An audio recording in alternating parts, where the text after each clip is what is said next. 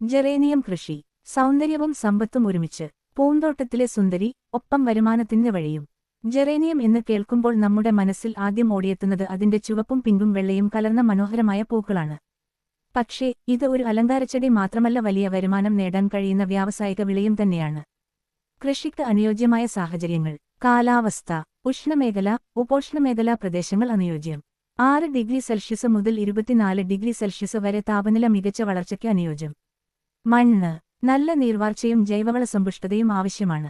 pH മൂല്യം 5.5-7.0 ഇടയിലായിരിക്കണം. നടീൽ രീതി. ചെടിയുടെ തണ്ടുകൾ മുറിച്ചുനട്ടാണ് പുതുചെടികൾ വളർത്തുന്നത്. ജെറേനിയം ഓയിലിന്റെ പ്രാധാന്യം. ഇതിന്റെ ഇലകളിലും പൂക്കളിലും നിന്നാണ് വിലപിടിപ്പുള്ള ജെറേനിയം ഓയിൽ ലഭിക്കുന്നത്.